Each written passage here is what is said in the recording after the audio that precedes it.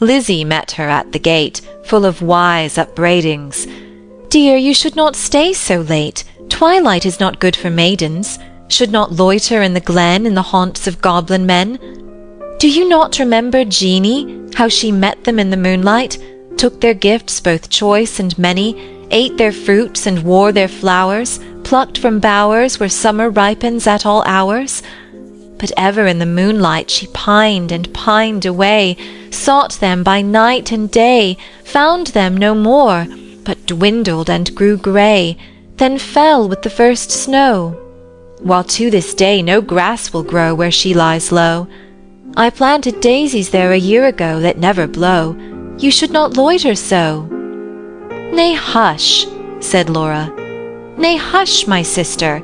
I ate and ate my fill, yet my mouth waters still. To-morrow night I will buy more," and kissed her. "Have done with sorrow. I'll bring you plums to-morrow, fresh on their mother twigs, cherries worth getting. You cannot think what figs my teeth have met in, what melons icy cold, piled on a dish of gold, too huge for me to hold, what peaches with a velvet nap, pellucid grapes without one seed. Odorous indeed must be the mead whereon they grow, and pure the wave they drink, with lilies at the brink, and sugar sweet their sap.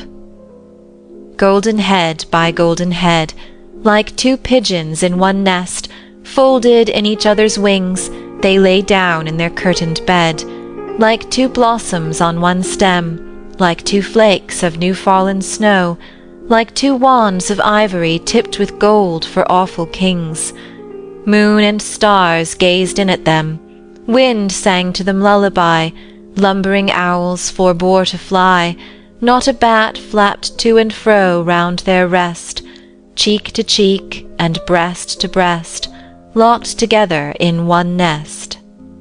Early in the morning, when the first cock crowed his warning, neat like bees, as sweet and busy, Laura rose with Lizzie, fetched in honey, milked the cows, aired and set to rights the house, kneaded cakes of whitest wheat, cakes for dainty mouths to eat, next churned butter, whipped up cream, fed their poultry, sat and sewed, talked as modest maidens should, Lizzie with an open heart, Laura in an absent dream, one content, one sick in part, one warbling for the mere bright day's delight, one longing for the night.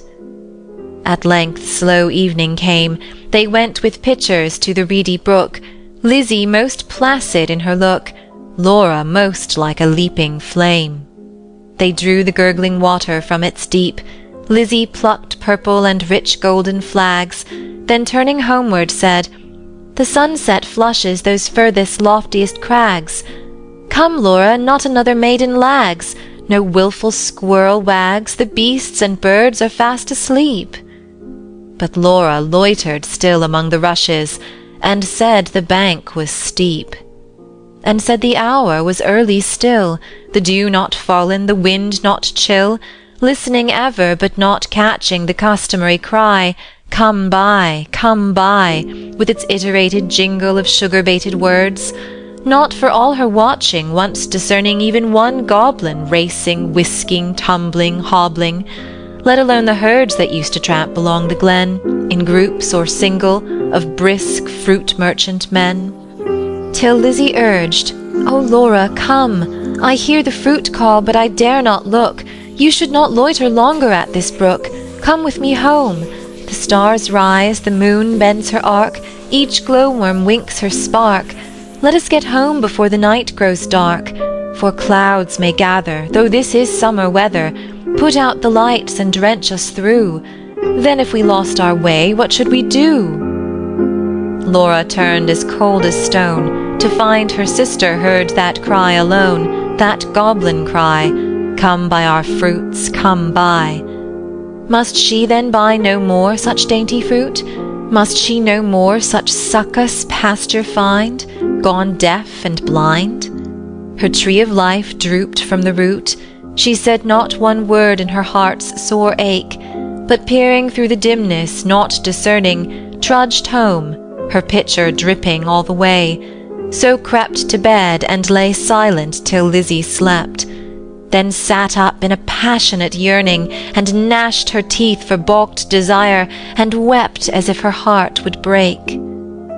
Day after day, night after night, Laura kept watch in vain, in sullen silence of exceeding pain. She never caught again the goblin cry, "Come buy, come buy."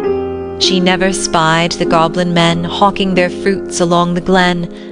But when the moon waxed bright, her hair grew thin and grey, she dwindled as the fair full moon doth turn to swift decay, and burn her fire away. One day, remembering her kernel stone, she set it by a wall that faced the south, dewed it with tears, hoped for a root, watched for a waxing shoot, but there came none. It never saw the sun, it never felt the trickling moisture run, while with sunk eyes and faded mouth she dreamed of melons, as a traveller sees false waves in desert drought with shade of leaf-crowned trees, and burns the thirstier in the sandful breeze. She no more swept the house, tended the fowls or cows, fetched honey, kneaded cakes of wheat, brought water from the brook, but sat down listless in the chimney nook, and would not eat.